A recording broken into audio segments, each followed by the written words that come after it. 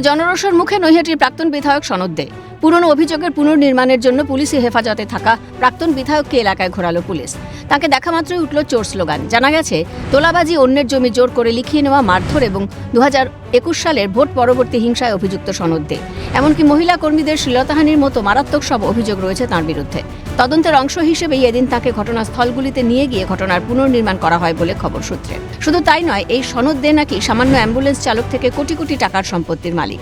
এই বিপুল পরিমাণ সম্পত্তির উৎস কি খুঁজে বের করার দাবি বিজেপি নেতৃত্বে।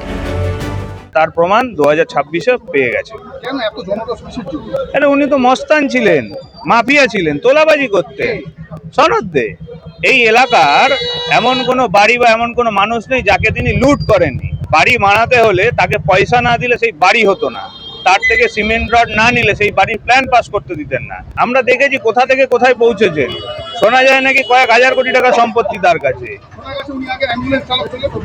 অ্যাম্বুলেন্সের ড্রাইভার ছিলেন। মানুষকে ঠকিয়েছে, তোলাবাজি করেছে এবং মানুষের সম্পত্তি কেড়ে নিয়েছে। তো আমরা তো পুলিশের কাছে দাবি জানাচ্ছি, শুধুমাত্র তাকে গ্রেফতার করলে হবে না, তার যে বিপুল পরিমাণ সম্পত্তি, সেই সম্পত্তি কোথা থেকে এলো সেটাও দেখতে হবে।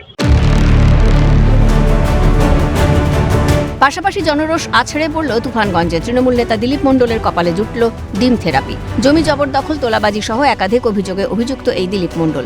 পালাবদলের পর থেকে দীর্ঘদিন এলাকায় তাকে দেখা যায়নি। বুধবার রাতে হঠাৎই তাকে দেখতে পেয়ে ক্ষোভ উগরে দেয় স্থানীয়রা।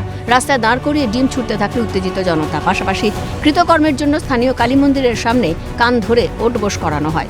জনতার চাপে প্রকাশ্যে নিজের ভুলের জন্য ক্ষমাও চেয়ে নেন তিনি। পরবর্তীতে ঘটনাস্থলে পৌঁছে তৃণমূল নেতাকে উদ্ধার করে স্থানীয় বিজেপি নেতৃত্ব। এরা বিভিন্ন রকম জমি মাফিয়াগিরির সঙ্গে যুক্ত। তুফানগঞ্জ শহরের একজন জমি মাফিয়া আছে গৌতম সরকার সহ অন্যান্য লোকেদের সঙ্গে চারিদিকে জমি জবরদখল করে মানুষের ওপরে অত্যাচার, মানুষের ওপরে তোলাবাজি, বিভিন্ন 21শে জুলাই থেকে শুরু করে বিভিন্ন রকম যেগুলো অনুষ্ঠান হতো তৃণমূলের, সেই সমস্ত অনুষ্ঠানের জন্য এদের কাছ থেকে ড্রেনের ভাড়া নিত, এরকম অত্যাচার করে গেছে। এখন এখান থেকে আপাতত জনরোষ থেকে মুক্ত দিলাম এবং পরবর্তীতে কিভাবে এলাকাবাসী প্রশাসনের দ্বারস্থ হয় সেই ব্যাপারে তাদের আশ্বস্ত করলাম। দীর্ঘ 15 বছর ক্ষমতায় থাকাকালীন যথেচ্ছাচার চালিয়ে গেছে তৃণমূল নেতারা। ক্ষমতার অপব্যবহার করে চলেছে একের পর এক দুর্নীতি। সরকারি প্রকল্পের সুবিধা পাইয়ে দেওয়ার নামে চালু হয়েছিল কাটমানি, তোলাবাজির সংস্কৃতি। পালাবদলের পর ক্ষোভ উগরে দিচ্ছে ভুক্তভোগীরা। একেই বোধহয় বলে কর্মফল।